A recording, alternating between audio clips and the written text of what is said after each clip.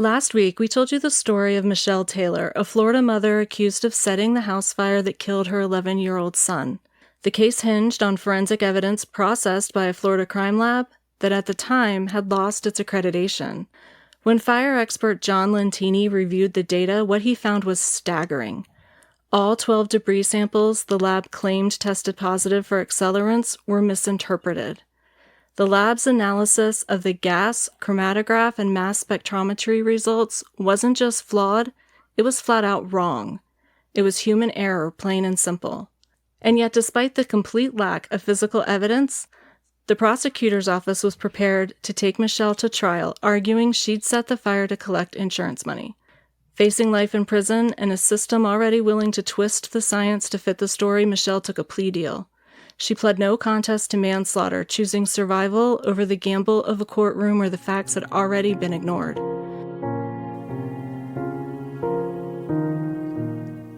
Welcome to Crime to Burn, where we explore the dark city landscape where true crime intersects with arson and criminal negligence. Join us as we sift through the ashes to bring you the story of what really happened.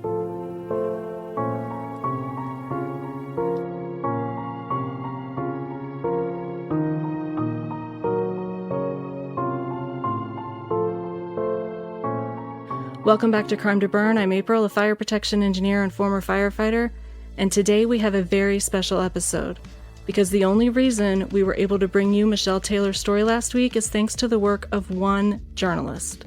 Liliana Segura is an award-winning investigative reporter, and her dogged reporting helped bring this case and its devastating flaws into the light. And I'm honored to have her with us today. Liliana, thank you so much for joining us. Thank you so much for having me. For the listeners who may not be familiar, can you tell us a little bit about your investigative work and the kinds of cases that you cover? Sure, yeah. So I'm currently a senior reporter at the Intercept, where I do kind of a mix of things, but truly what I love to do the most are these deep dive investigative stories into primarily convictions, oftentimes questionable convictions where there might be a question of innocence or a claim of innocence.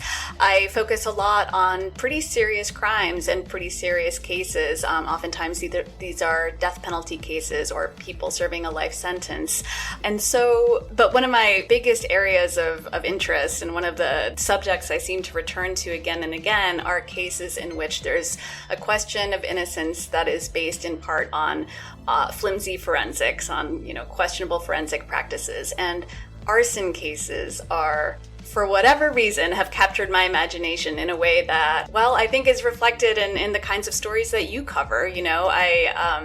You covered the Angela Garcia case, and that's one that I took a couple years really to report out. And I think that for all the kinds of horror stories that come out of the criminal justice system, there's something so uniquely horrifying about surviving a fire, losing everything, losing a loved one, only to then be accused of setting that fire and doing it on purpose. And so I've kind of returned to these kinds of stories over and over again, and I think they reflect, as well as anything, the kind of work that I do and the kind of work that I want to continue to do. So I don't know if that actually answers your question, but that's what I do. I try to do, I do other kinds of writing, but this is what I really love and what I really feel passionate about. You said something funny. You said that they've captured your imagination, and it sort of struck me as funny because I feel like a lot of times, a lot of the evidence that these cases are presented on is imagination.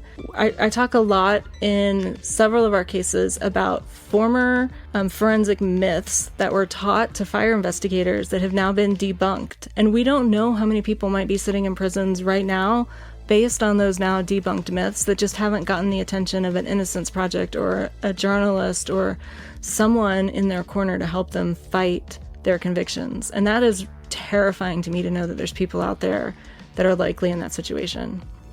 You answered my next question already, which was, I was going to mention that you specifically seem to cover a lot of arson cases. You often cover stories that mainstream media tends to overlook or avoid entirely. And so is there a core mission in that really drives your reporting? I happen to be at a place professionally where I have, for now, the resources to pursue stories in a way that are both sort of a little more in-depth than your average reporter, but also that doesn't approach these kinds of issues from a place of so-called objectivity. And I don't mean to say that we all harbor our biases. We all, none of us are purely objective, sort of view from nowhere. That's all sort of a myth. But in journalism, from the moment that I was hired to work in my current position, I came to that work with an understanding that there are injustices that are a part of the criminal justice system, that, I'm very critical and very outspoken about issues like the death penalty. That is a system that I write about a lot, that I am very critical of. It's as high stakes as any aspect of the way that the government wields its power. And I have a point of view that I don't hide from our audience. And so that point of view absolutely guides me in the way that I approach these cases. I think that it's important to be upfront, as you clearly do, about the fact that, sometimes the government gets it wrong, and they too infrequently are willing to admit that they got it wrong, And so I think it's really important to sort of bring that kind of voice to bear in telling these stories. So I think that that's something that sets us apart a little bit from your ordinary sort of mainstream media. But a story like this one, or like Angela Garcia's, I was given a lot of space to write that story, and that's very unusual too. It's not, most journalists don't have the luxury of time or space to kind of dive into these stories. Some do, but many don't, and so I've been fortunate to have that. But the other thing that I guess I would just highlight is I work very closely with my colleague Jordan Smith, who is like truly the forensics nerd between the two of us. Like, she just loves that stuff and has taught me a lot, frankly. So every year we go to the American Academy of Forensic Science meeting in wherever it happens to be. And so we've been going for really the past decade, and it's there where you find a lot of the experts, who are talking about these different areas of forensics and questions of scientific validity, and grappling with the role that the courts play or that different lawyers play when it comes to that sort of tension between the law and science, And so we've sort of carved out a bit of a niche in tackling that subject matter in a way that I do think is a little bit unique from other journalists. There aren't a lot of reporters who cover forensics in that way, so that's different too. I will say there are a lot of really excellent reporters covering, sort of different aspects of this, but that's the kind of place where I tend to gravitate, and how I ended up looking at this case as well. So I know that you, like we talked about a little bit, in looking at your work, I see that you cover a lot of incarceration, wrongful convictions, forensic breakdowns. It seems like you're uncovering a lot of cracks in the system. Is there anything in your life that specifically draws you to those cases, or was it just something that you saw in injustice and that's what really attracted you? I guess it depends on how far back you want to go. I guess when it comes to both the death penalty and arson cases specifically, I think a lot of us were sort of, maybe radicalized is the wrong word, but I'm going to go ahead and say it, radicalized by what we saw with the case of Cameron Todd Willingham, the absolute nightmare scenario that we talk about when we talk about the death penalty, is that an innocent person would be put to death. And in that case, I remember very clearly the questions that were being raised about his conviction before he was executed, and then of course afterwards, and then the political fight that followed. And as somebody who's very opposed to the death penalty and knew a lot of people who were engaged in that kind of advocacy, I'll never forget, reading that sort of definitive piece in the New Yorker that was done by a journalist named David Gran, where he really told that story. Other journalists had absolutely looked into it. There are a lot of people who sort of contributed to what we know now about that case. But reading about that case and coming to understand for the first time the issue of flashover, the story of how fire science evolved, how NFPA 921 changed the whole approach, or at least started to change, because there was a lot of resistance to adopting the scientific method, and all of the stuff that John Lentini talks about.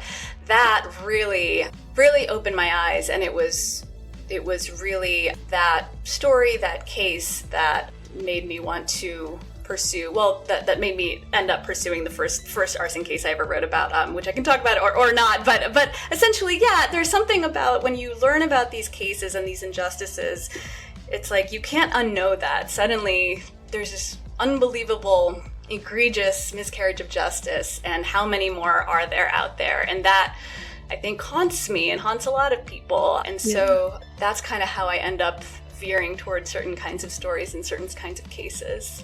Your most recent story, which obviously we focused very heavily on in our coverage of the Michelle Taylor case, was obviously the Michelle Taylor case. But aside from the Michelle Taylor case, which we're going to talk more about in just a minute, are there any stories that you've done that really stand out to you as like major turning points or proudest moments in your career? Yes, absolutely. The case that I have to say means the most to me and that really set me on this path of being interested in arson cases is the case of a man named Claude Garrett. He was wrongfully convicted here in Nashville, Tennessee, where I live, accused of setting a fire that killed his girlfriend, Lori Lance. And that fire took place in the early 90s, had some really striking parallels to the case of Cameron Todd Willingham. And I came to learn about that case through really an activist who had known Claude through sort of prison advocacy. This activist approached me. I had come to Nashville to present at a conference at Vanderbilt around prisons, and I had given a presentation around a different case that I had written about, a guy who had an innocence claim in Memphis. And after my presentation, a woman came up to me and she said, "Are you interested in another case?" And she had this folder with her. And I was like, sure, I'm always interested in cases. And she started talking to me about Claude. And as I remember it anyway, by the end of that weekend during that conference, I had connected with this advocate for Claude Garrett. And the more I started reading about his case, the more I'm like, oh my God, this is just like Cameron Todd Willingham. And anyway, it took a couple of years. I ended up publishing a story. It was my first big investigation for the Intercept in 2015. I need to double check, but it was my first major investigation. Told the story of how Claude Garrett ended up serving a life sentence based on junk arson science. And it took several years after that, but eventually, I continued to cover his case. And in about 2018 or so, Claude went up for parole, and I wrote about it. And my story got the attention of the DA here in Nashville, who started looking into it. And around that same time, they were starting a conviction review unit here in Nashville. And ultimately, they decided to start looking into Claude's case.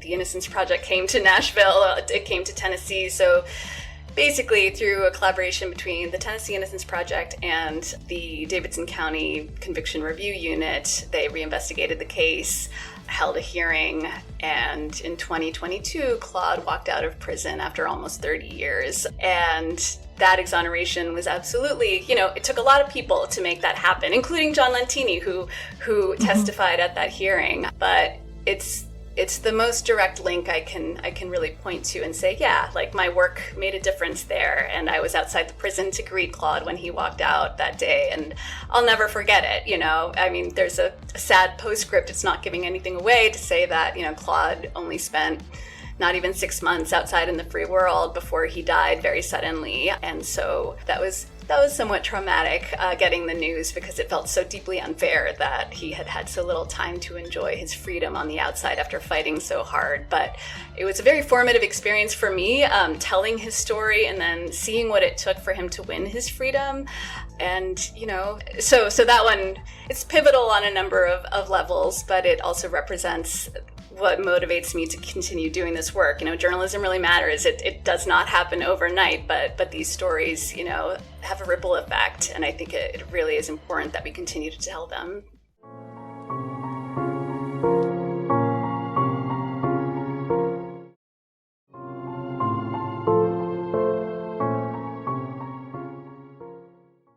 And that really dovetails into my next question, which is, sometimes it seems like the justice system only pays attention when media starts asking questions. Why is our system not looking in the mirror, looking at itself and finding flaws? Why does it take a journalist to highlight them? Yeah, so much of it is about the ways in which the system is really rigged. When I say the system is rigged, once a person is convicted, no matter how weak the case, the system is really designed to to favor finality over fairness, right? We say that a lot, those of us who cover wrongful convictions. And by that, I mean the rules that govern appeals. You would think that, say, new evidence that fire science in this case was totally discredited and what they thought they knew back in the 90s is no longer valid today. You would think that that would be a fairly straightforward thing to be able to argue and prove, and that it should force state actors or a judge to say, yeah, this case merits a second look. But that's just not what happens. It's much more routine that, when presented with new evidence of any kind, really, even the potential for DNA evidence, which is, as powerful as the kind of evidence we have, you would think that prosecutors or judges would bend over backwards to accommodate that. But that's just not what ends up happening. And the rules governing such appeals are not designed to make it easy. You have to ask for permission, you have to ask for funding, you have to jump through so many different hoops, and it only gets harder and harder over time. And so yeah, where accountability is concerned, sometimes media attention is the best you can do to sort of pressure state actors to hold themselves accountable, or not hold themselves accountable, but you have to force them to confront the truth, or they can't just sweep something under the rug the way that you often see. And yet more often than not, they do succeed in some way in sweeping bad convictions under the rug. So yeah, bad publicity, public shaming, it does work. It does. There is a role for that. Yeah, I agree. So let's talk a little bit about the Michelle Taylor case specifically. So obviously this feels like exactly the kind of story that's right up your alley. So what made this case stand out to you, and how did you first come across it? How I first came across it, those two questions are definitely interlinked, and at the risk of giving you a too long answer to a straightforward question, I found out about this case, I guess it would have been about a year ago, just over a year ago, from John Lantini, and the circumstances were a little unusual. I was in Las Vegas at the International Association of Arson Investigators annual meeting, and I was there to be part of a presentation that had been organized to tell the story of Claude Garrett, the man who was exonerated here in Tennessee.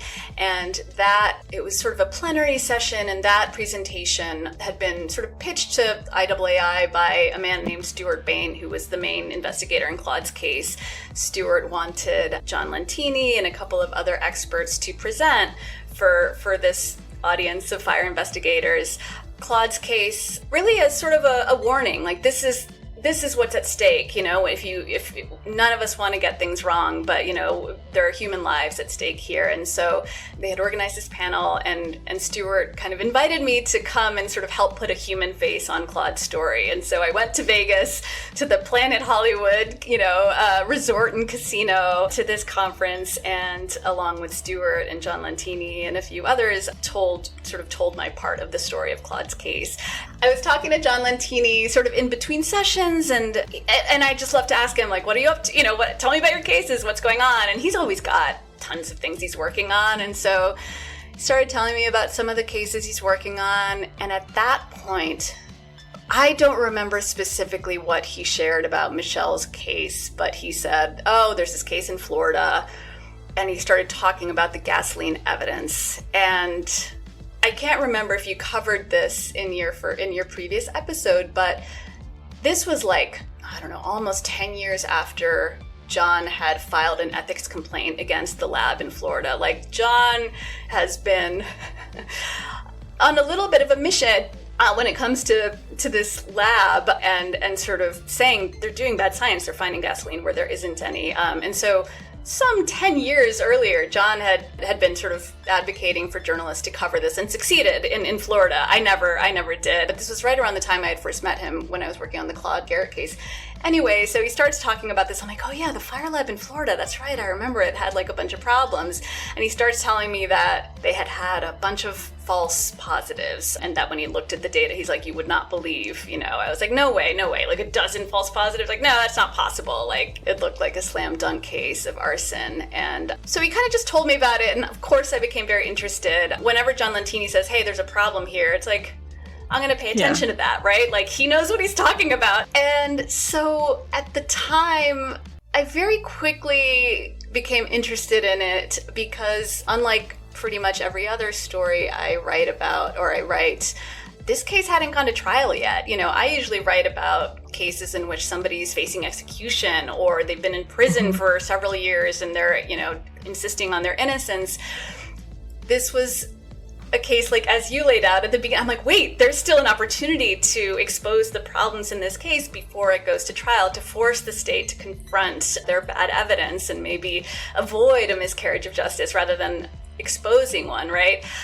It just so happened that I was traveling to Florida for something totally unrelated, and I decided, I'm like, well, I can just go to St. Augustine. I can just, tack on another day. And so within like a few weeks, really, I had gone and met this woman, Megan Wallace, who John had mentioned to me was the main advocate in this case. Megan, if you read my piece, because she kind of opens the piece, this is a woman who knew Michelle in jail, came to believe in her innocence, got out of jail, started doing a bunch of research and found John Lentini, and she's the one who actually approached him. He had been approached by a previous defense attorney, and he didn't end up looking into it any further because he was like, I don't know how much good it'll do. It looks pretty strong, in favor of arson, and it didn't really go beyond that. But it wasn't until Megan got in touch with John and said, please help, and kind of put the case back on his radar. John got the lab materials, and that's when, and the story begins this way. He turned around and wrote to Megan. He's like,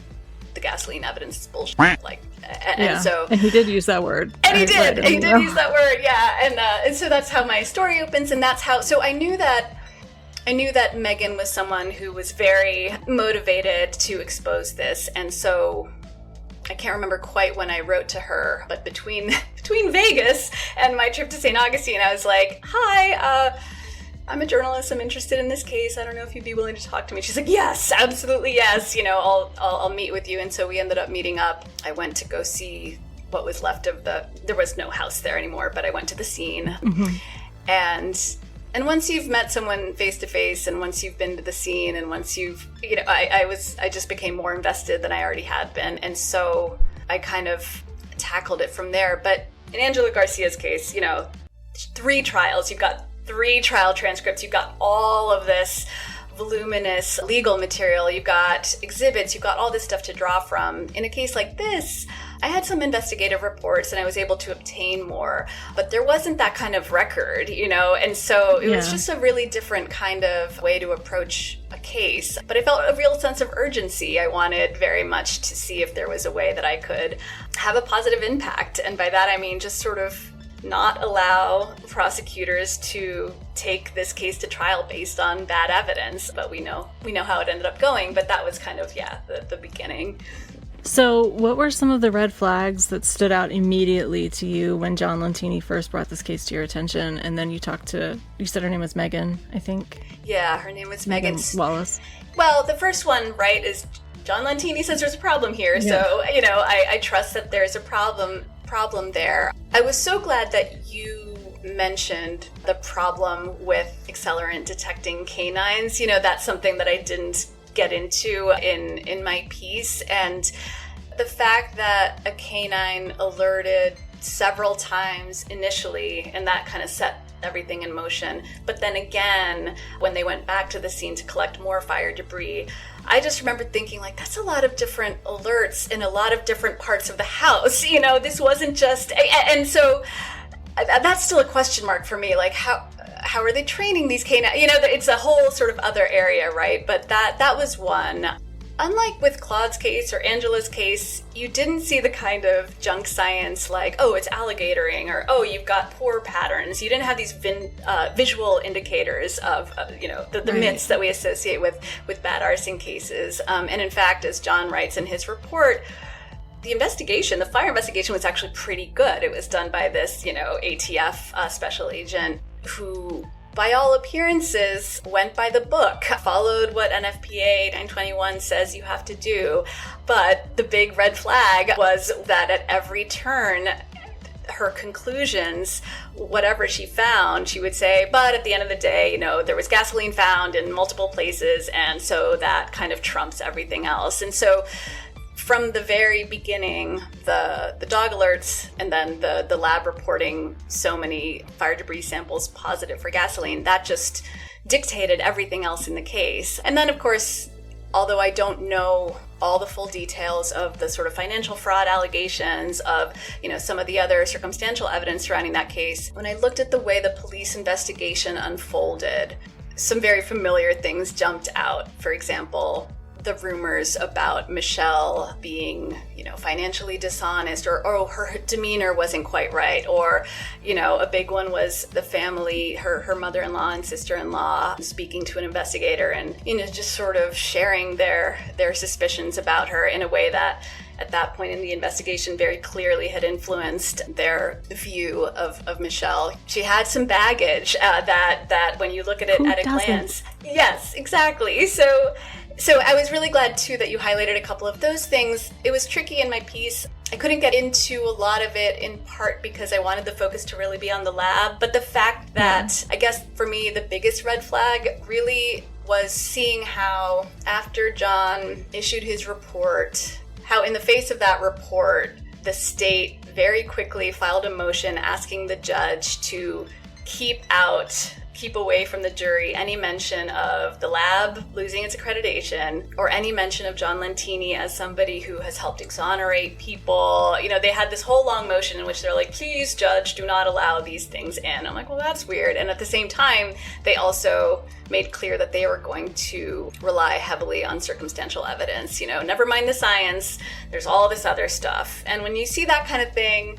that's a real question. Like, okay, they know that the science isn't holding up, and so they're gonna just say she's a bad mom and she was greedy and dishonest and that made her capable of killing her kids. So that one reminded me of Angela Garcia. That was a big red flag too. So there's a lot of similar themes, I think, to Angela Garcia's case. There was, the fact that there was no physical evidence that a crime occurred. And what drove the investigation really was the idea that there was this potential financial crime that they really based on these people's past behavior. And before we get into that, though, I want to go back to one thing that you said when we talked about the arson dogs. I don't know that a lot of people know this, so I think it's a good thing to bring up. It's very common for an arson dog to have a false positive. It's actually less common to have a false negative. And that's because so many different things have hydrocarbons in them. Furniture polish, cleaning glues and mastics that they use for like carpeting and tiles and things like that can all have hydrocarbons in them. And a dog just knows, hey, I think there's a hydrocarbon here, not this one's gasoline and that one's kerosene and this one's glue. So NFPA 921 specifically requires you can't go to court and say we had a positive hit from an arson dog. That's not proof that there is an accelerant. You have to have the lab proof when you have a hit from an arson dog because these dogs can't tell the difference between furniture polish and kerosene or gasoline or whatever. Right. So I just wanted to bring that up. And then getting into the similar themes, one of the things I mentioned to my husband when I was preparing this case was looking at both the Angela Garcia case and the Michelle Taylor case. It almost makes you think it's risky to have insurance because I feel like the fact that these people used the insurance was what made investigators look harder at them. And even if somebody has had dishonest financial issues in their past, where they have made poor decisions, that doesn't make you capable of murder. Like, that's a huge jump to go from they overvalued their stove or filed a workers' compensation claim that was questionable to they were willing to set a fire that killed a family member. Like, I don't understand how that leap gets made in investigators' minds and that they feel sound and can sleep at night making that leap. I mean, are these people that live like completely pristine lives? Because I feel like all of us have at least one financial decision in our background we would not want to come out if we were standing in these situations. And I feel like that's what they're building their whole case on, is people's very worst moments. I have absolutely seen that again and again. And when you write about people caught up in the system in some form or other, especially these wrongful conviction stories, it's very unusual that the subject had a pristine reputation, had, no baggage. We all, like you say, we all do.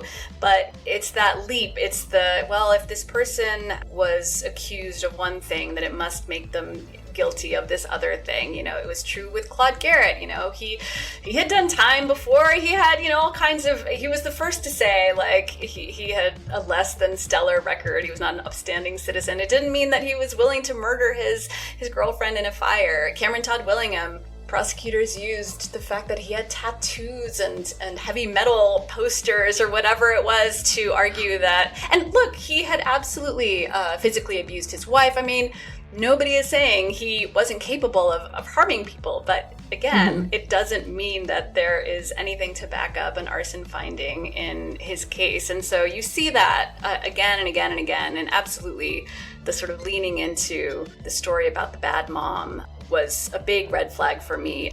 There is something about the way in which women are treated, especially when their kids die. A child who dies in circumstances that can't quite be explained. Oftentimes people just cannot handle that, and it's human nature to want to have somebody to blame, and it's natural that an investigator would look at whoever was taking care of the child, but it very quickly can lead to a situation where people's biases, assumptions, racist stereotypes, class stereotypes evolve into painting a picture of a mom who was greedy or neglectful or all of these things and willing to kill her own children. I think there's something so disturbing about people's willingness to believe something that ghoulish about a mother, especially based on very little aside from their own sort of assumptions or rumors. Yeah, and I touched on this in the episode that all of these cases of these horrible killer mom cases that we've seen in the press, I feel like is like emotionally battering people. And the prosecution is presenting like, well, you've heard about, Casey Anthony and Susan Smith and all of these people that have done these horrific things, even though Casey Anthony wasn't found guilty, so it's allegedly. This is another monster that we're warning you about. And I feel like our exposure and overexposure in the press to some of these horrific cases, because they're the ones that capture people's attention because they're so hard to fathom, makes people more capable of believing that other people are capable of being monsters. And I don't know that there's necessarily any correlation to the fact that monsters exist makes you more conscious of other monsters, but it just seems like when you go into a courtroom, similar cases are always going to play against the defendant. And I feel like there's no way to get around that bias of citizens just being constantly battered by the news. And I'm not helping the situation having a true crime podcast where we talk about it, even though our goals are altruistic, to bring to light injustices and bring to light problems with the system so that we can do better. But at the same time, are we contributing to the problem too? I love everything you just said, and I love that question because this is something that I talk about with Jordan, my colleague, all the time. We've done a couple of podcasts, both of which were centered on, wrongful conviction stories, and we're still sort of navigating this media universe in which true crime is everywhere. I think as a journalist that there is a way to approach these stories with an eye towards educating people about systemic issues, and I think what you're doing with this podcast is doing that. Very few true crime podcasts get into what a Daubert hearing is, or the science of a GCMS. And so, but at the same time, the sort of true crime genre writ large, I think oftentimes does a disservice by sort of leaning into sensationalistic portrayals of bad people, irrational, monstrous humans who did this really grisly thing without also unpacking the ways in which the system makes it frighteningly easy to convict somebody who's innocent based on bad science, or makes it really, really difficult for a wrongfully convicted person to get out of prison. And I think those are critical to highlight in contextualizing some of these cases. Not because I I think everyone is innocent, but the system can be so deeply, deeply unfair, is, routinely so unfair. And so I think raising awareness about that is very important. But yeah, your question cuts to the heart of something I think about quite a bit, which is like, are we doing more harm than good? What are we doing here? I think that's a very healthy question to ask ourselves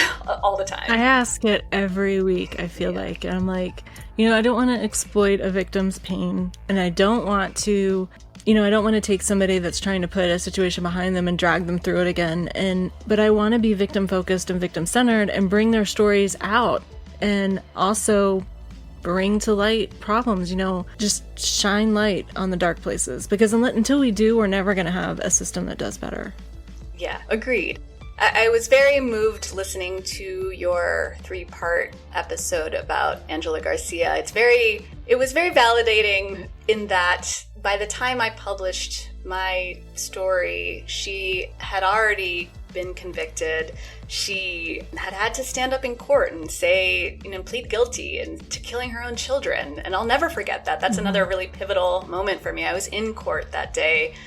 I thought it was going to be day one of a 2 or 3 day evidentiary hearing where we were going to see the evidence of her wrongful conviction. Instead, the state dangled this plea deal in front of her, and it was devastating. It was devastating. Her mom, got up and left the courtroom. She couldn't watch. It was just deeply traumatic for Angela and her whole family. And I remember, I wrote this huge long story and then published it, and it's kind of like you publish and then you're like, did I just am I screaming into a void? Is anyone hearing this, And what I tell myself when I write these stories is that even if you can't point to a tangible kind of impact the way I can in Claude Garrett's case, even if I wasn't able to prevent Angela from having to spend additional time in prison, it's really important to correct the record. The official story about Angela Garcia is that she is a woman who killed her 2 daughters in a fire in this truly monstrous way. But there is an alternative story. You can find it, and people can find it. And the fact that you were able to find it and then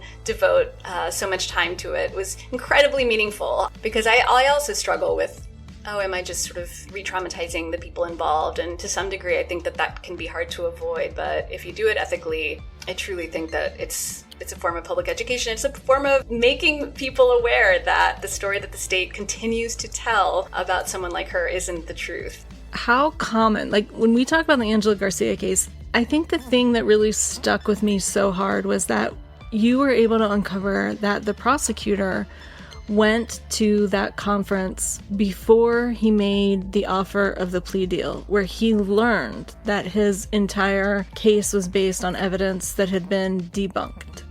And then, without telling anyone, hey, I learned this, or sitting down and having a moment of reflection and deciding what the right thing to do was, he wanted to protect his conviction. And so he offered this plea deal. And my theory, and I don't know that I'm right, but it seems to make sense, is that he did it to protect his political aspirations. But how often are you seeing in your work that prosecutors are more interested in protecting convictions or getting convictions than they are in finding the truth? Do you think that the system is just focused on the wrong goal now? Or do you think that there's just certain prosecutors out there that are getting it wrong?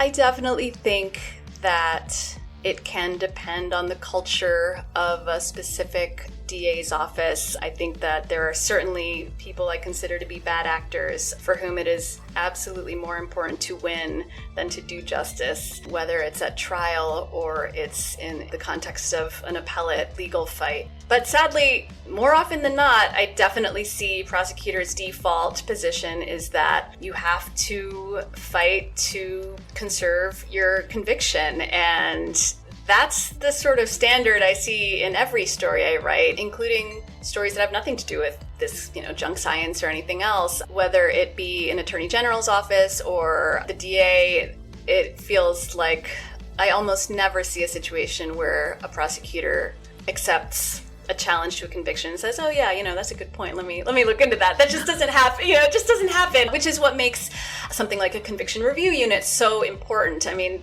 there are a lot of flaws and complications with the different models that exist out there. Conviction review units they are housed in prosecutors' offices. Cuyahoga County, in Angela Garcia's case, they had a conviction integrity unit. Supposedly, Angela's case was one of the first to be sent their way as one for them to review, and they just were like, nah, nothing to see here, So that is not a CIU that I have seen any meaningful results from. But here in Nashville, we've seen a lot of exonerations thanks to a prosecutor's office that was willing to say, you know what, we recognize that there are mistakes, and it's not a coincidence, frankly, that the head of the CRU here in Nashville is a former defense attorney who knows what it's like, the view from that side of things. So I think in Michelle Taylor's case, it's hard for me to know much about the prosecutors involved.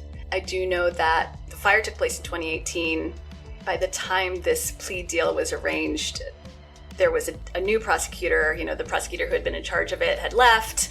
Michelle had something like a dozen different defense attorneys, which is a whole different side of the story. But I guess what I'm saying is I don't know how gung-ho the DA's office, who was sort of driving that on an individual level. But it was very clear to me that in the face of discredited gasoline evidence, they did not say, well, maybe we should drop the charges or maybe we should reconsider this. Instead, they sought a way to preserve their case and offered this deal. So I see that a lot, I guess, is the short answer. I see it a lot. Is the system just set up to reward the kinds of choices that see larger numbers of convictions, or?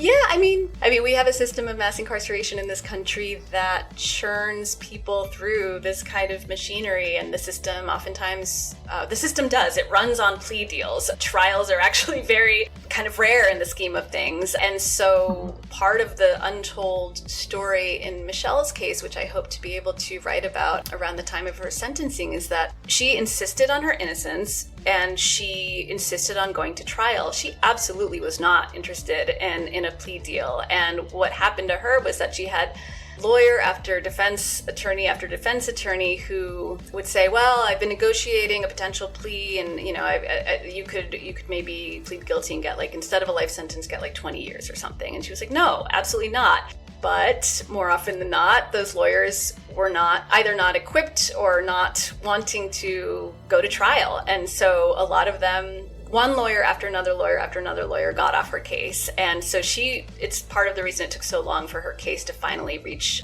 any kind of resolution, is that she had this revolving door of defense counsel that were appointed to her case. And it wasn't until this private attorney, John Rockwell, ultimately was able to get what I consider to have been a better deal than the previous deals, but really saw the danger of going to trial based on what he saw from the state, and ultimately, convinced Michelle to just accept this deal. The system runs on plea deals. It runs on these easy convictions where it doesn't necessarily require the state to prove its case to a jury. More often than not, it's the threat of serious prison time, and a defendant will plead guilty to whatever, just because going to trial is so risky. And there are a lot of reasons for that. There's a lot of incentives for prosecutors. Prosecutors build their careers on these kinds of cases. They run for office. You see Rick Bell and Angela Garcia's case, he's now a judge. So I do think there's a pretty significant incentive structure for winning convictions, however they can.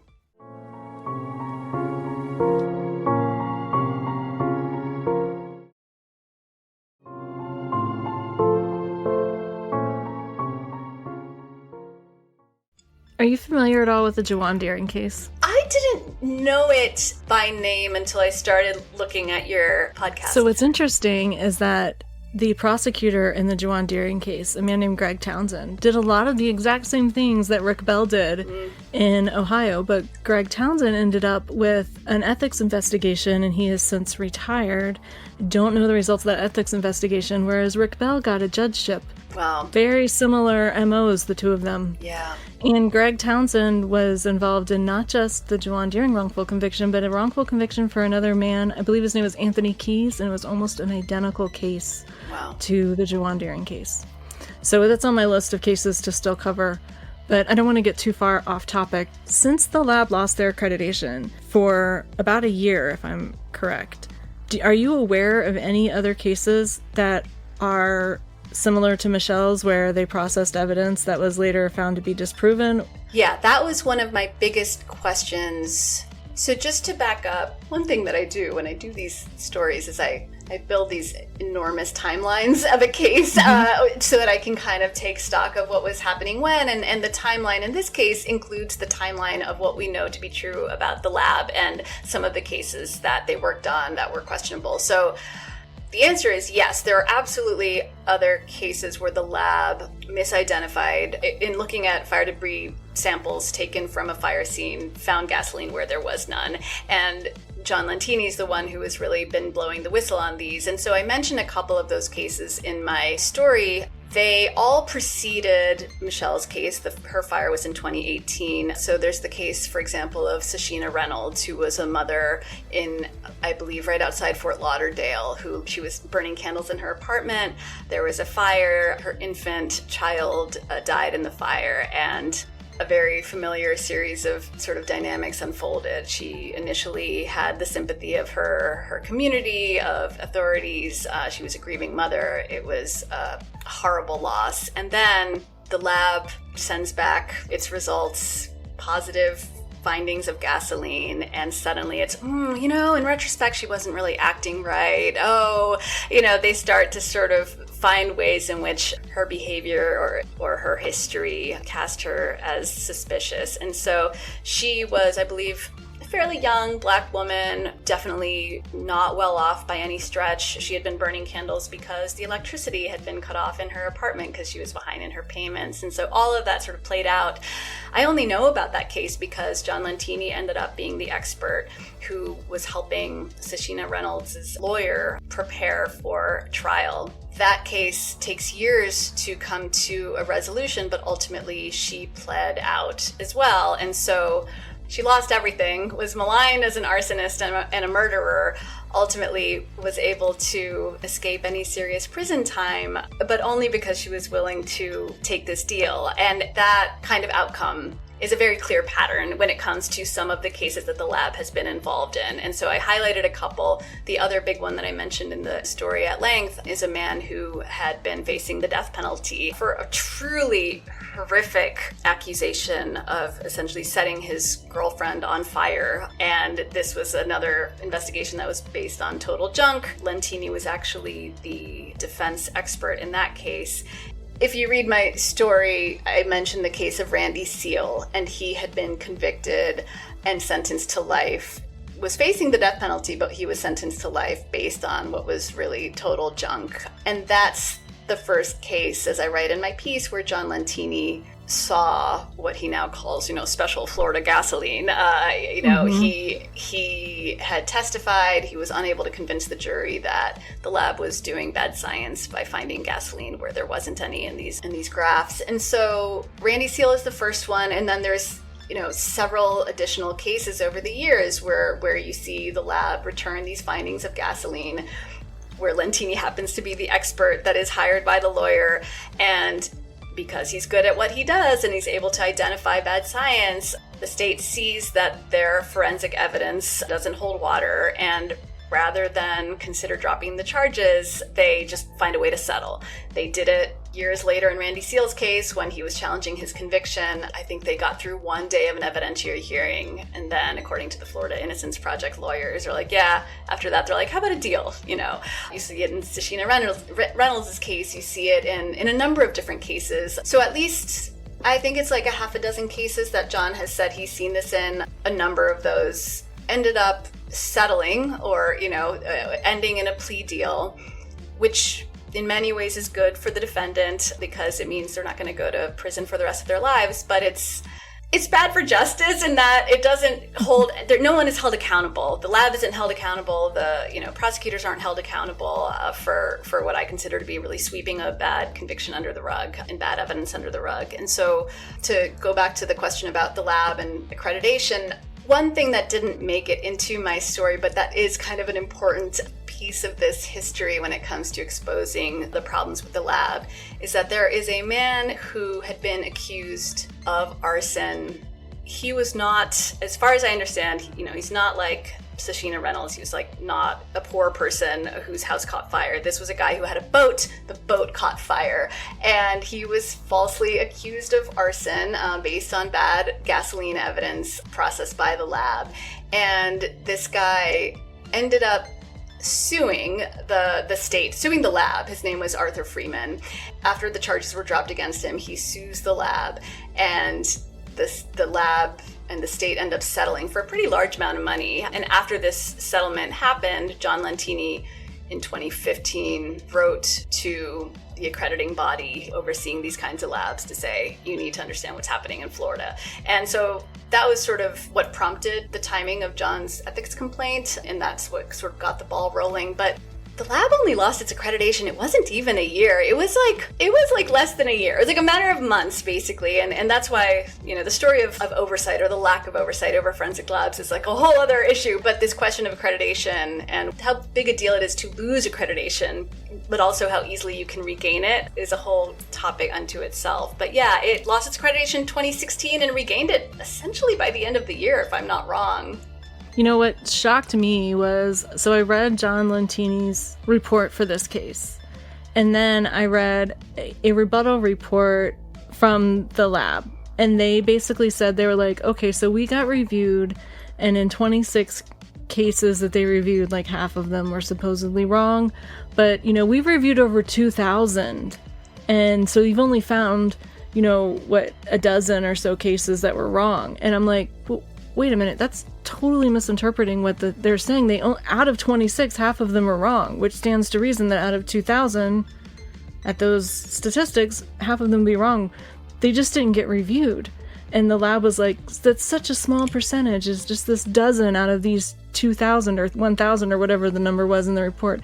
And I remember laughing out loud sitting in my recliner as I was reading this report, because I was like, did anyone really think that the accrediting body that reviewed 26 cases happened to pick the only 26 cases where there was mistakes? Do they really think that that's the extent of the problem?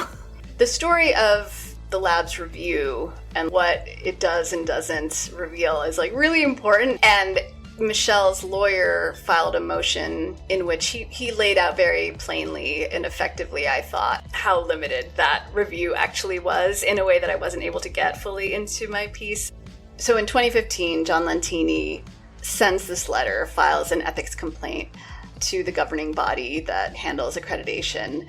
This was an accredited lab at the time, and he says, look, they're doing bad science. And then they send people to go and look at the lab, and they have these really damning findings of bad analysis. And then they basically require the lab to undergo a series of remedial actions where they're like, if you agree to this. The problem with that is that no one's really holding them accountable. They're like, sure, we will do this thing. And then there's not really any enforcement mechanism for that.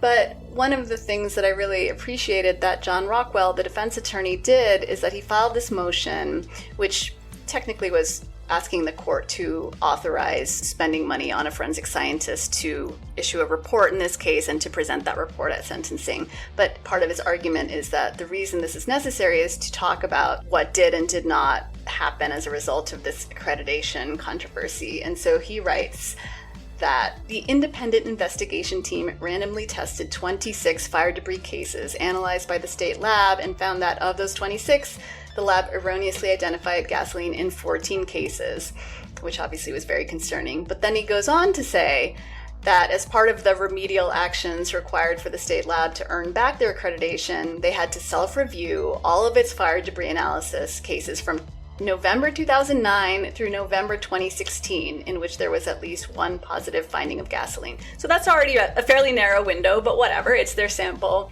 And then he goes on to say, although the lab was required to self-review cases from November 2009 to November 2016, the state lab conducted its own internal review of only those cases from November 2009 through approximately the third quarter of 2012, which was 1,514 cases. And then he puts in bold, leaving over 8,000 cases that never got reviewed. So that's a huge number of cases that were never reviewed, even though they were instructed to review. That's enormous, right? So we don't know what that would have found. But then he goes on to say that of the smaller number of the 1,514 cases the state lab reviewed, 125 of those cases, or 8.5%, required an amendment to change the finding on whether the sample was positive for gasoline or not. So 8.5% doesn't sound like a huge number, but when you break that down in terms of actual cases and human beings, human lives, Yeah, that's a person.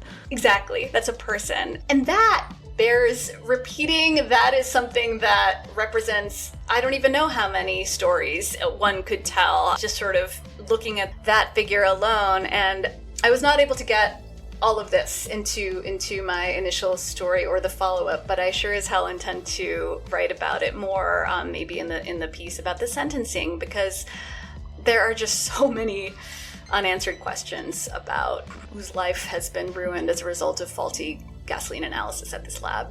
I came away with so many more questions than answers when it came to the review of the lab. I wrote to the former director of the lab. I wrote to former analysts. I really tried to sort of get a better handle on what these cases were. But of course, people in that position are not inclined to talk to journalists, and especially people in a position where their work is being implicated in a case that is, being questioned and in a case that has not yet gone to trial. I mean, that's one of the things that made it really tricky.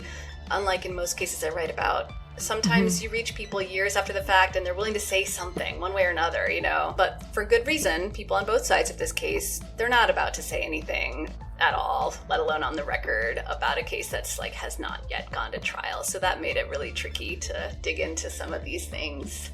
What I think is very exciting about the sentencing that's going to happen on the 30th of May is that John Rockwell has made it very clear that he's going to present the evidence that he would have presented to a jury that contextualizes the problems with the lab, not just to show the problems in the findings in Michelle's case, but to show that this is a lab with a history going back years and years of these bad outcomes. And I think that makes this a story that we should all care about, but especially people in Florida. Florida residents should be very disturbed that if they have a fire, they survive a fire, God forbid they survive a fatal fire, that it would not take much for suspicions to suddenly be directed their way. And this is life-ruining stuff. And Florida's the only state in this country that has a dedicated fire debris analysis lab, or a dedicated lab that does this work. And you would think that gives the state of Florida immense bragging rights, and instead you look at this and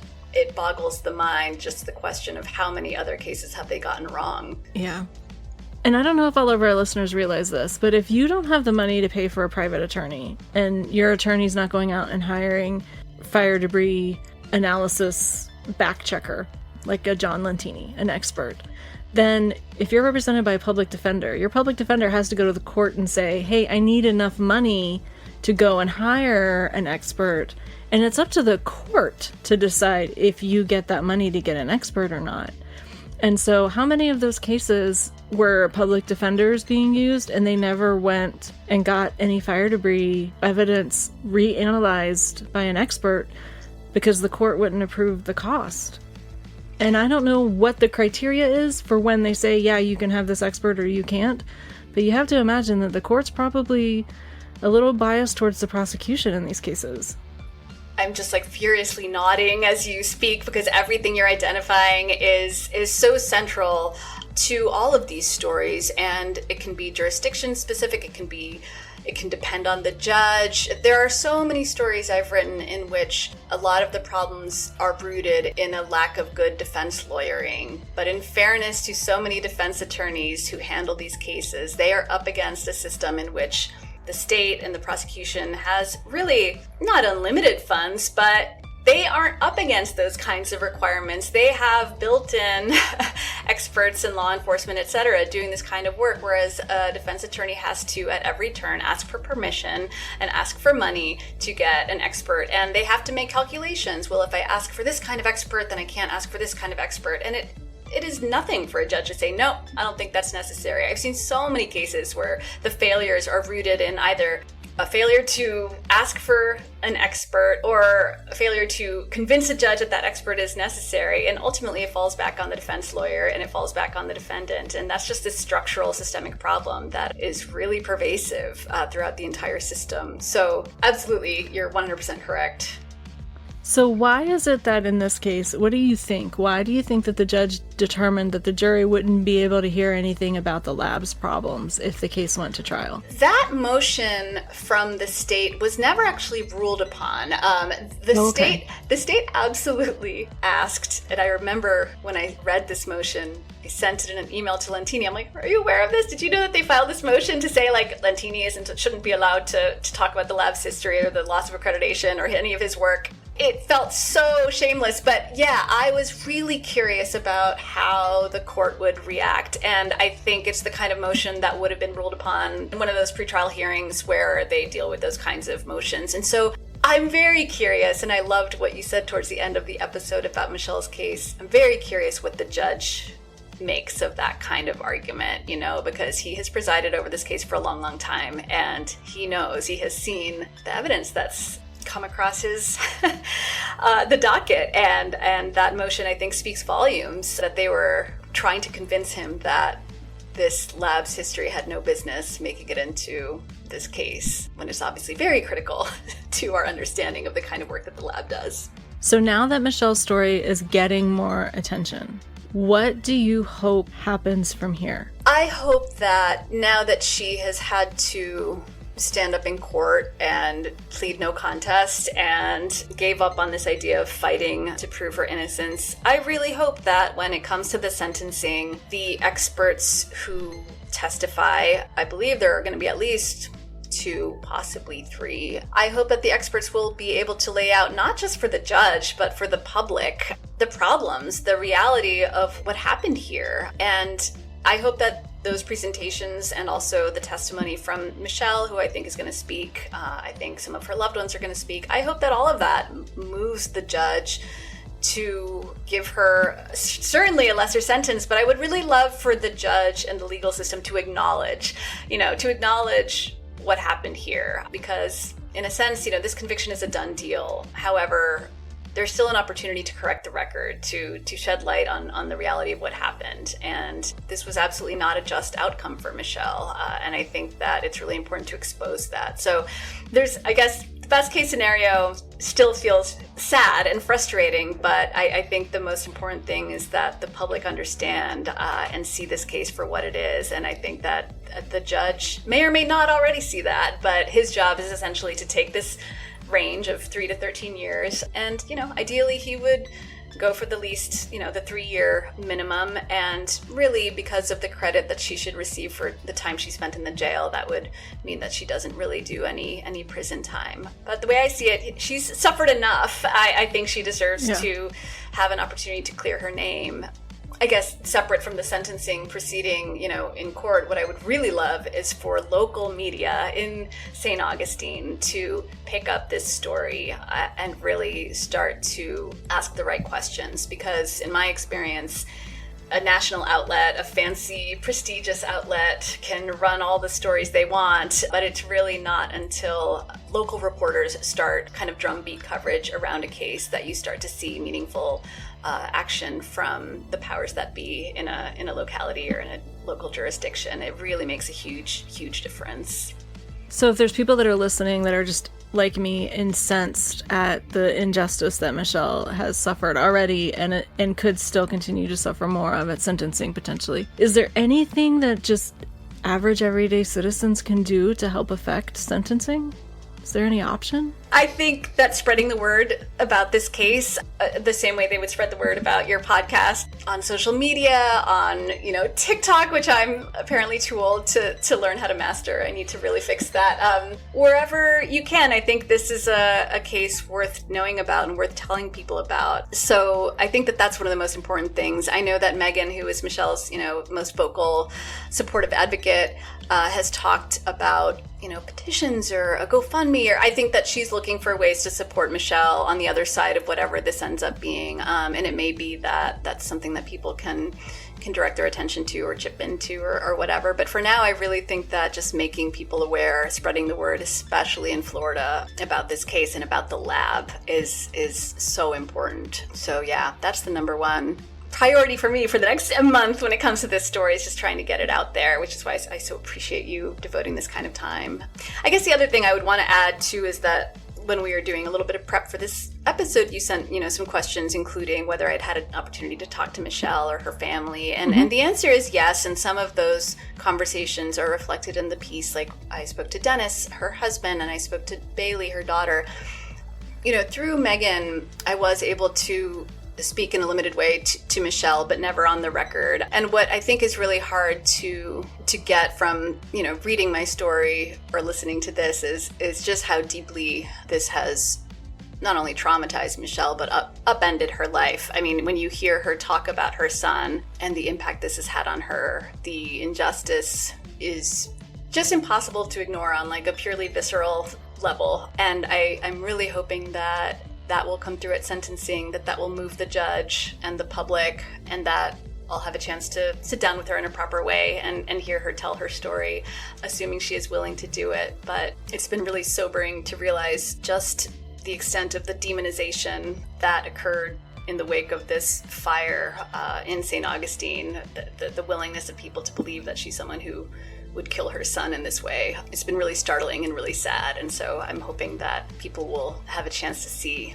another side and hear her in her own words. Because, when she talks about her son, I mean, she adored this kid. Like, they were really, really close. There's a reason they were together watching TV the night of the fire, hanging out on her bed, watching a couple shows. And it's just tragic that this became the story of his death. It really is. I agree. So the call to action is, if you're in St. Augustine and you know somebody in the local press there, make sure that they know about this story, make sure they're covering it, and share Liliana's stories about Michelle Taylor with your circle, share the podcast with your circle, and, really just everyone please be a rallying cry, because the louder we are, the better chance that Michelle has of getting a closer approximation of justice when she goes to sentencing. All right, so before we go, can you please tell listeners how they can find you? Yes, they can find me. So I am on Twitter. I still call it Twitter rather than X. I am there, but I don't really use it. I'm actually more on Blue Sky these days. I'm there. They can find my work at theintercept.com. That's where you'll see all of my work going back years and my continuing stories about Michelle. And I just want to thank you so much for your incredible reporting, because I could not have covered the Angela Garcia case to the depth that we were able to cover it without your reporting. If we had footnotes, you would have just been like your name over and over. And the same thing, we wouldn't have been able to cover the Michelle Taylor case if you hadn't have done all of this legwork. And I just think both of these cases are so, so important. And I have not covered that third wrongful conviction case yet, but it is on my list. So we can talk again then, hopefully. Oh, that'd be amazing. You mean the Clark Garrett case? Or, yeah. Yes. Oh, yeah. Anytime, anything. And I will say also, when you said that you covered Angela Garcia's case because Christine Bunch suggested it, that meant so much. I know her story. I have seen her speak. It's just one of those cases you know about, and I didn't realize that it had come from her, and so that was really nice to hear. Well, thank you so, so much for joining us. We are so honored to have you on the podcast. I cannot thank you enough for making time to talk to us. And I can't thank you enough for your coverage on both the Angela Garcia and Michelle Taylor cases, because like I said, I leaned very heavily on your research because it's just research I wasn't capable of doing on my own. Yeah, no, you're so welcome. And I'm happy to talk about that stuff anytime.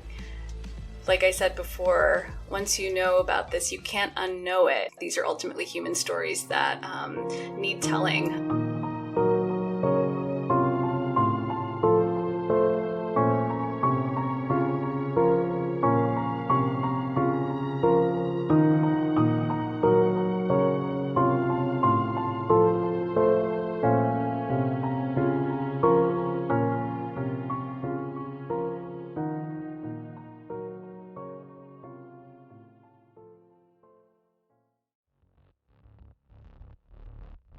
Hi everyone, we are the hosts of Like Mother Like Murder, a true crime momcast.